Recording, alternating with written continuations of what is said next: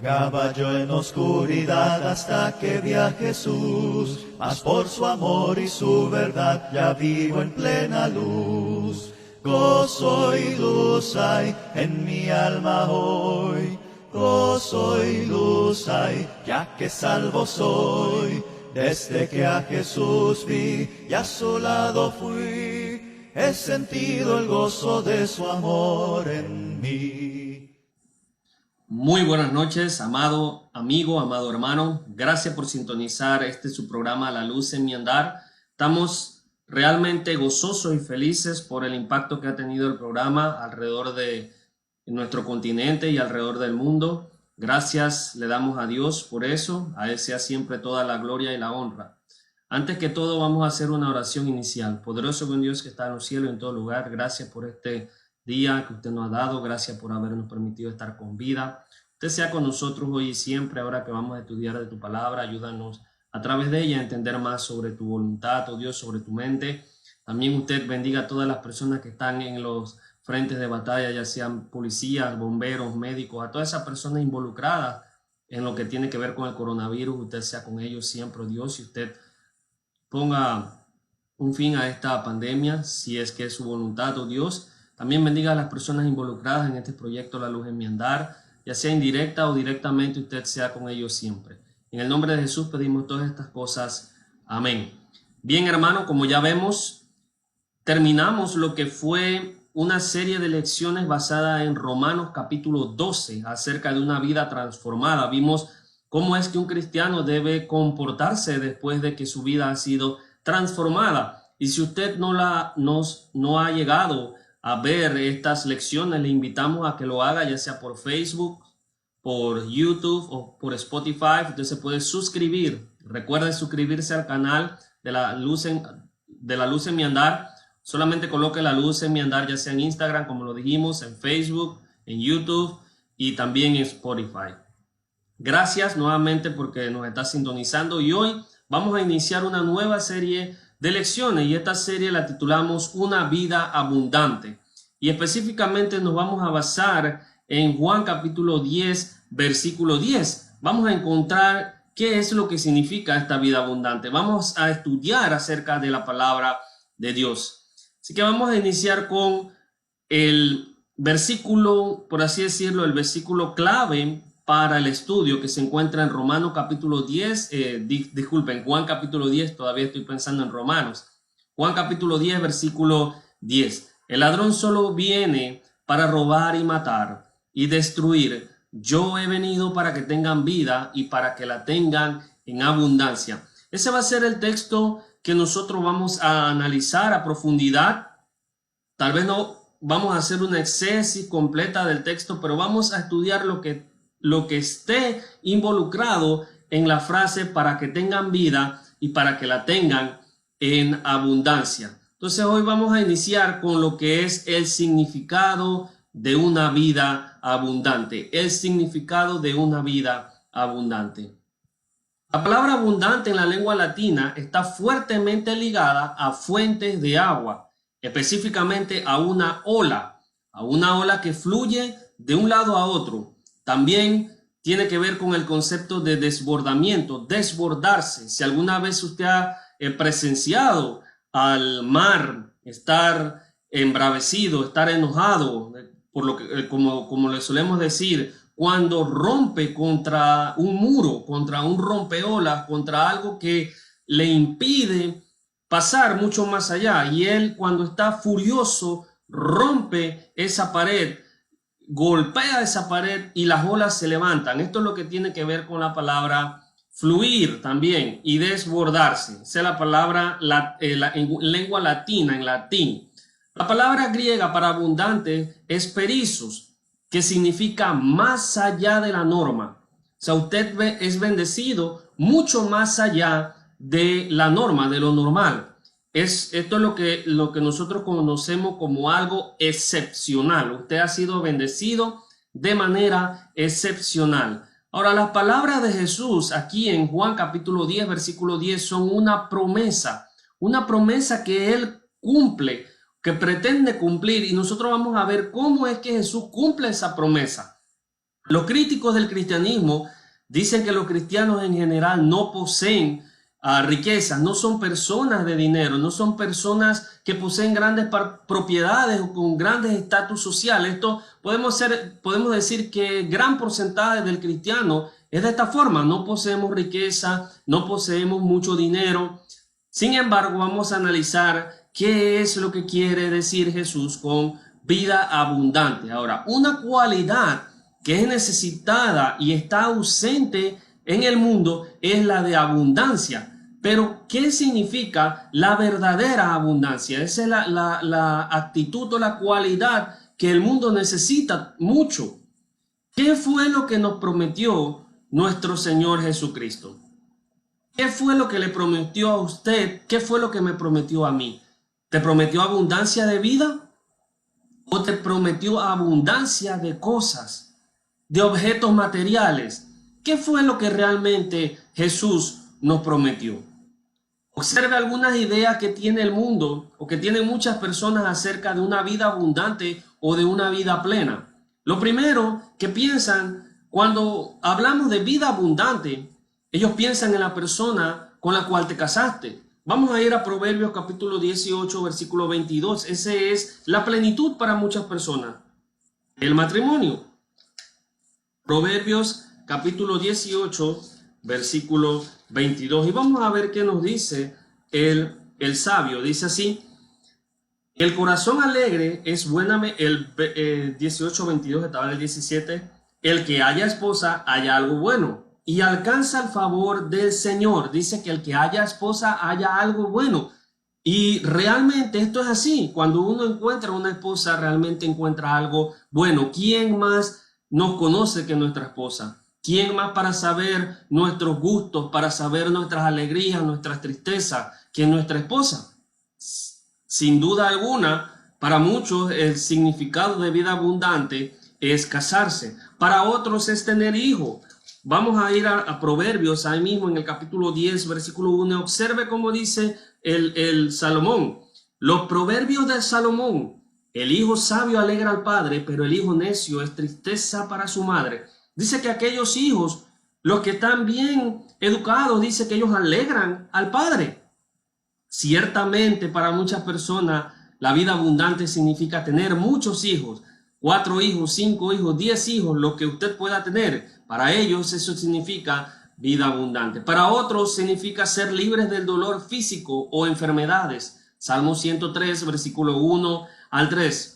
Si usted no considera que esto sea un significado de vida abundante, lo invito a que camine un momento por una sala de emergencias o una sala de cuidados intensivos en el hospital, para que usted observe que para muchas personas el significado de vida abundante es ser libre del dolor físico o de las enfermedades. Abundancia de cosas materiales es para muchos. Dice: ¿cómo te mide el mundo a ti?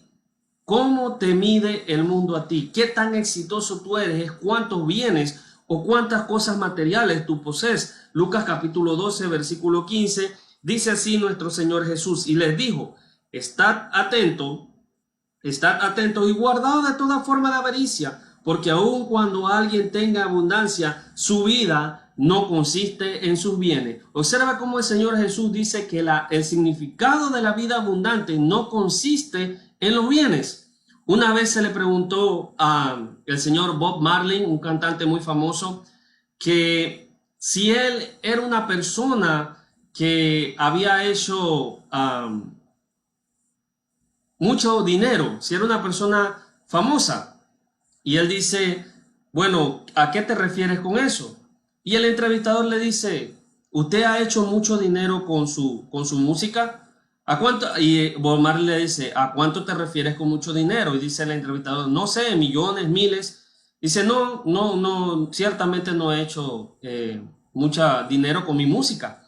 Y después el entrevistador le pregunta: ¿y tienes tus riquezas? O sea, ¿tienes cosas a las que aferrarte? Bob Marley le pregunta: ¿a qué te refieres con riquezas? Dice el entrevistador: dinero, a ser rico. Y dice Bob Marley: ¿las riquezas te vuelven bendecido? sea, las riquezas te vuelven rico, dice él. La riqueza que yo tengo es la vida por siempre.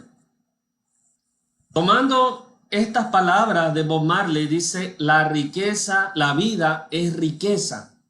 Sin embargo, vamos hoy a analizar quién es el que me da a mí la vida para considerarla como una riqueza. El apóstol Pablo dice que tuvo una vida abundante.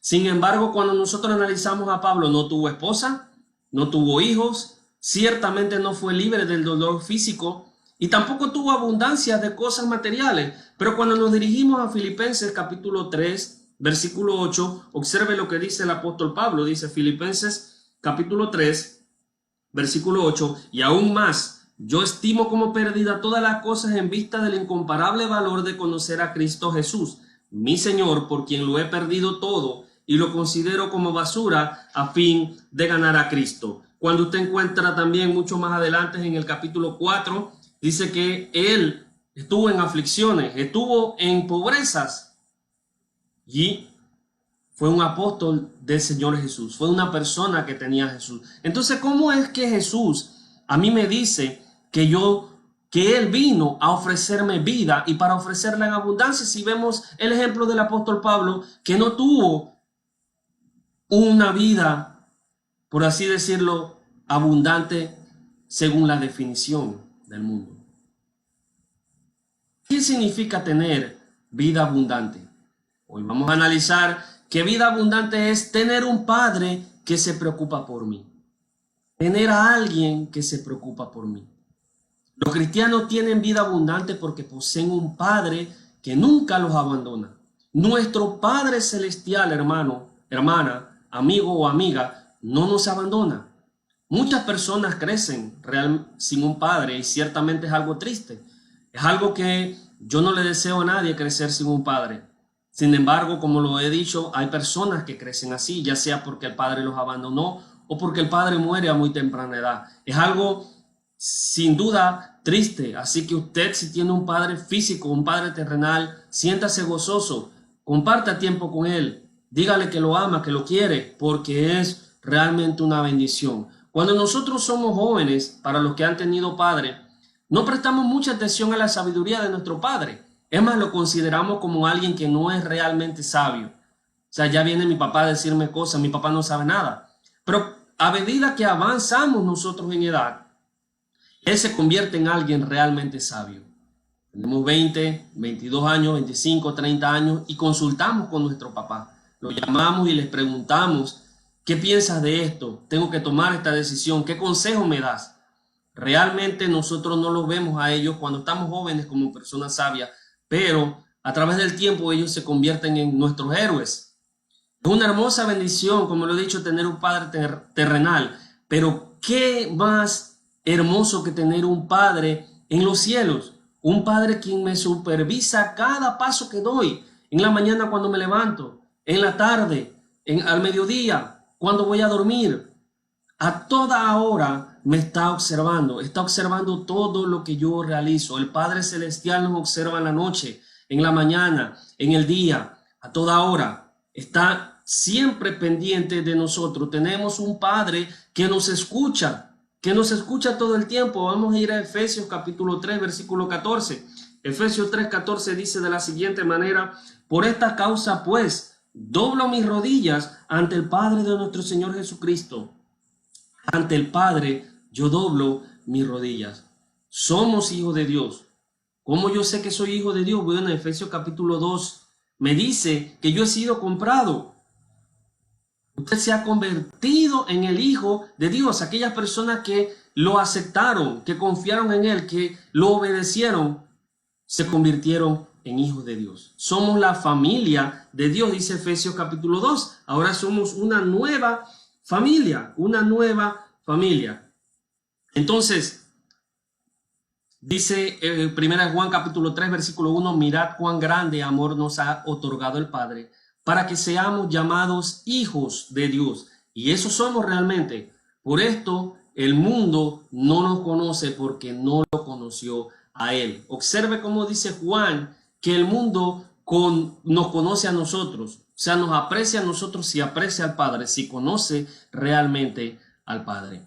Vimos que el significado de una vida abundante es tener un Padre que se preocupa por nosotros, pero también el significado de una vida abundante es tener una familia que no me rechaza. La vida abundante es tener una familia que no me rechaza, una familia que no me repudia. ¿Cuántos de ustedes, hermanos, han experimentado el rechazo de su familia física por culpa por así decirlo, por culpa de Dios o por culpa de que usted sigue los mandamientos de Dios o por culpa de su familia espiritual? Muchas personas han sido rechazadas, pero sin embargo, la palabra nos dice que Dios tiene una familia. Hay un coro que dice, somos una familia que nació de Dios. Dios nos ha formado como familia.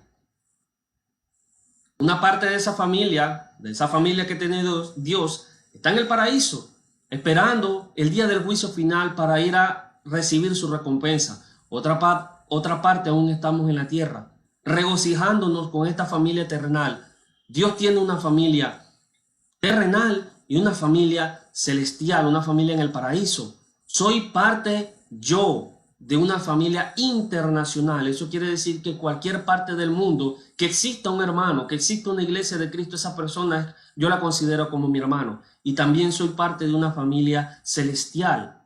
Cuando yo muera, voy a ir a esa patria celestial a reunirme con mi familia. Y al final de todo esto, cuando venga Cristo, cuando el juicio final sea proclamado, nos reuniremos todos como una familia. ¿Cuántos de nosotros han realizado viajes a distintas congregaciones de la Iglesia de Cristo en distintos lugares? Ciertamente, cuando usted llega a ese lugar, no importa qué tan lejos usted haya viajado, qué tan lejos usted ha ido, enseguida que usted le presenta a un hermano, usted le dice, ¿cómo está, hermana? ¿Cómo está, hermano? Dios te bendiga. Le pone una mano en el brazo y lo considera inmediatamente un hermano o una hermana. Hoy le digo a usted, amigo, no te sientas solo, no te sientas sola, porque eres miembro de una familia que ha sido comprada con la sangre del Cordero. Vendrá un tiempo en que tener una familia, tener personas que te llaman por tu nombre, tener personas que te animan, tener personas que te alientan, que te impulsan, será mucho más precioso que el oro. Recuerde, el significado de una vida abundante es tener un padre que se preocupa por mí. El significado de una vida abundante es tener una familia que no me rechaza. Pero el significado de una vida abundante también es tener acceso al perdón. ¿Cómo es que es esto? Vida abundante, según Efesios capítulo 1, versículo 7, significa perdón de pecado. Vamos a ir a Efesios capítulo 1, versículo 7 y vamos a ver qué nos dice. El apóstol Pablo dice así: en él tenemos redención. ¿En quién? Hablando de Cristo. Mediante su sangre. Dice, el perdón de nuestros pecados según las riquezas de su gracia. En él tenemos perdón de pecados. Todos tenemos necesidad de perdón del pecado. Todos los seres humanos tenemos necesidad del perdón de pecado. ¿Por qué? Porque primera de Juan 1:8 dice que si decimos que no pecamos o que no hemos pecado, mentirosos somos, dice primera Juan 1:8. Si decimos que no tenemos pecado, nos engañamos a nosotros mismos y la verdad no está en nosotros. Dice que si confesamos nuestro pecado, Él es fiel y justo para perdonarnos. A través de toda la Biblia observamos en el Antiguo Testamento y en el Nuevo Testamento la historia de personas que pecan en gran manera o que pecaron en gran manera y son perdonadas, fueron perdonadas en gran manera también. Vamos a dar un par de ejemplos. Jacob, aquella persona, el engañador, aquella persona que engañó a su hermano para recibir la primogenitura, también engañó a su padre, recibió perdón de pecado. David, ¿ha cometido usted adulterio? David lo hizo. David cometió asesinato también y fue perdonado, porque buscó de Dios. Fue un hombre conforme al corazón de Dios. Saulo, Pablo, perseguidor de la iglesia, blasfemo, dice él en Timoteo, dice, antes yo, siendo perseguidor de la iglesia, blasfemo, y se fui llamado a misericordia, recibió perdón de pecados. Tamar, una prostituta, Observe cómo estas 4 mujeres que voy a describir a continuación, es interesante que Mateo las coloca en la genealogía de Jesucristo y las menciona. Cuando dice Tamar, prostituta, recibió perdón de pecados. Betsabé, usted sabe, la esposa de David, bueno, la que se convirtió en esposa de David porque era esposa de Urías y también era madre de Salomón. Sin embargo, cometió adulterio y también recibió perdón de pecado. Rahab, que Santiago capítulo 2 versículo 25 dice que es una ramera. Rahab la ramera recibió perdón de pecado y misericordia por el pueblo judío. Ruth, no se dice nada malo de Ruth, pero sin duda era una persona que venía de una de las tribus o uno de los pueblos más paganos de ese entonces, que eran los moabitas. Observe cómo todas estas personas recibieron recibieron perdón de pecados. No estamos diciendo que usted ahora tiene un boleto libre para pecar, pero sí estamos diciendo que al estar la vida abundante, al Cristo venir y proveernos vida abundante, nos provee acceso al perdón, porque antes dice Efesios capítulo 2 que nosotros estábamos sin Dios, sin ciudadanía, sin perdón de pecados, dice Romanos 3:23 que todos los hombres habían pecado. Todos han pecado y estuvieron destituidos de la gloria de Dios. Las buenas nuevas del Evangelio son las que no importa. Las buenas nuevas del Evangelio dicen, no importa qué hayas hecho, puedes recibir perdón. Usted me dirá, pero ¿qué tal si asesinado? Recibes perdón. Otra cosa es que usted tenga que pagar las consecuencias. Evidentemente va a tener que ir a una cárcel y pagar la consecuencia de su error. Pero si usted va a Dios, se arrepiente, confiesa y se bautiza, usted va a ser perdonado. Cambia su manera de vivir. Si confesamos, dice 1 Juan 1:9, si confesamos nuestros pecados, Él es fiel y justo para perdonarnos. Permítame hacerle la siguiente pregunta, amado amigo, amado hermano. ¿Ha usted asesinado a alguien? David lo hizo y recibió perdón de pecado. ¿Ha usted cometido adulterio? David lo hizo y recibió perdón de pecado. Se arrepintió, no lo volvió a hacer y recibió perdón de pecado. ¿Ha usted mentido a una persona inocente? David lo hizo, se arrepintió y recibió perdón de pecado. Por eso es que esa persona se conoce como un hombre conforme al corazón de Dios. Juan 2:12 dice de la siguiente manera, os escribo a vosotros, hijos, porque vuestros pecados os han sido perdonados por su nombre. Ya los pecados suyos han sido perdonados por el nombre de nuestro Señor Jesucristo. Recuerda, una vida abundante significa que yo tengo un padre que se preocupa por mí, que yo tengo una familia que no me rechaza, que yo tengo acceso al perdón de pecados. Y una vida abundante también significa que yo tengo un futuro. Tener un futuro con Jesús en el día del juicio final, cuando yo vaya al juicio y sea hallado inocente y que vaya a la eternidad a reinar con Cristo. Tener un futuro. Tengo un futuro que no conoce fin. Recuerde que Cristo dijo, yo soy el camino, la verdad y la vida. Nadie viene al Padre si no es por mí. Y yo he venido para que tengan vida y para que la tengan en abundancia. La fuente de vida eterna, como dijo Bob Marley, dice que él tenía, que la riqueza de él era la vida. Sin embargo, él se equivoca en algo. La vida que me da Cristo es la verdadera riqueza. No importa cuánto tengamos en el mundo, no importa cuánta salud tenga usted, no importa cuánto dinero usted posea, no importa qué usted tenga en este momento o llegue a tener, tarde o temprano todos debemos pagar la deuda que todos los hombres deben pagar, que es la muerte. Moriremos tarde o temprano, hermano y hermana. Un ataque al corazón en la madrugada, un paro circulatorio cuando voy caminando hacia mi trabajo, un accidente en la autopista si voy a recoger a mi hijo o voy a recoger a mi esposa. Y la vida como la conocemos termina. En un parpadear de ojos puede usted dejar de existir. Puedo yo morir. Como la muerte es algo seguro, necesitamos un futuro que no tenga fin. Necesitamos a alguien que nos asegure el futuro. Por eso muchas veces nosotros procuramos tener un seguro de vida. Cuando morimos, dejamos a alguien asegurado con eso, una suma de dinero para esa persona. Sin embargo, si yo muero sin Cristo, no tengo seguridad de un futuro.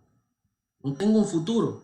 El cristiano tiene un futuro. Vamos a ir a 2 de Timoteo capítulo 4 versículo 8. Dice, he peleado la buena batalla de la fe. Dice, he peleado la buena batalla. Dice Pablo en 2 de Timoteo 4:8, uno de mis versículos favoritos. Dice así, en el futuro, dice el versículo 7, he peleado la buena batalla, he terminado la carrera, he guardado la fe. En el futuro, observe cómo dice Pablo, en el futuro me está reservada la corona de justicia que el Señor, el juez justo, me entregará en aquel día, y no solo a mí. Observe cómo dice Pablo, no solamente a mí, sino a todos los que aman su venida, a todos los que hacen su voluntad. A esas personas que viven de acuerdo a la voluntad de Dios, Él les entregará su corona de vida. El cristiano no tiene un deseo de morir. Yo no me levanto pensando y queriendo morir. No vamos por la vida deseando morir, ciertamente. Usted dirá, pero el cristiano no debe tenerle miedo a la muerte. Eso es algo diferente. Yo temo morir. Sin embargo, no temo no tener futuro, porque ciertamente sí lo tengo, porque Cristo lo ha provisto para mí. Queremos vivir tanto como podamos, pero a diferencia del que no es hijo de Dios, el cristiano tiene un futuro asegurado por la sangre del Cordero. Recuerde Hechos 20:28, usted ha sido comprado con precio y ese precio ha sido de sangre. 1 Corintios 15:52 dice, en un momento, en un abrir y cerrar de ojos, a la trompeta final, pues la trompeta sonará y los muertos resucitarán incorruptibles y nosotros, dice, seremos transformados. Esa es la palabra de Pablo. Para concluir, ¿qué hemos aprendido? Primero, ¿qué significa tener vida abundante?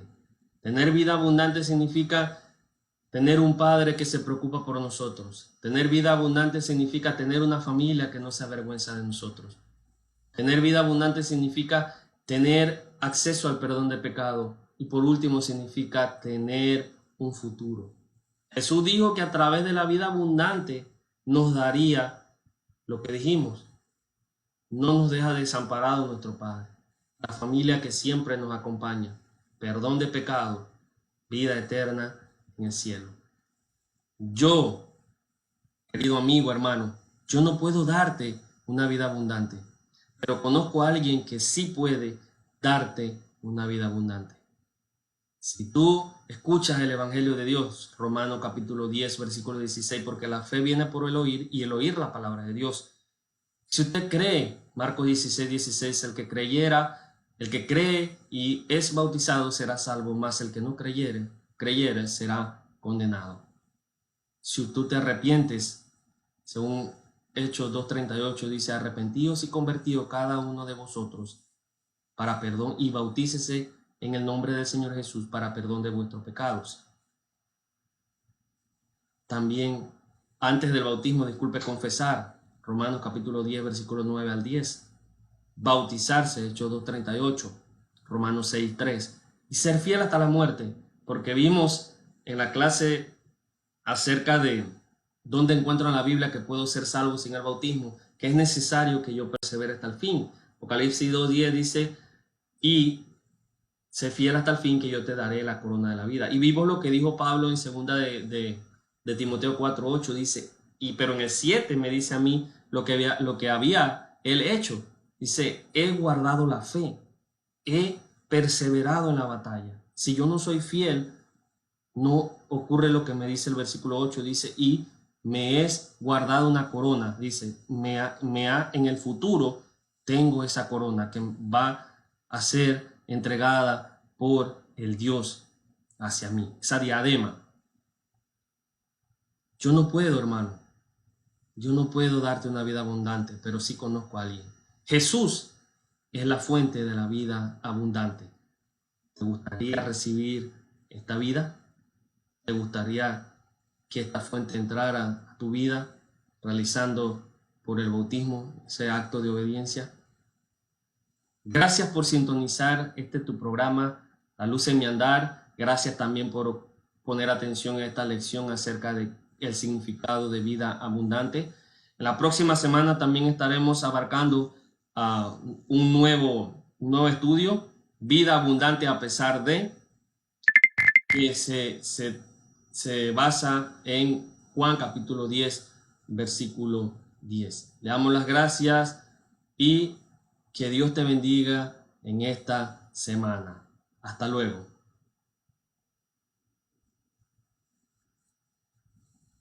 Vagaba yo en oscuridad hasta que vi a Jesús, mas por su amor y su verdad ya vivo en plena luz. Gozo y luz hay en mi alma hoy, gozo y luz hay.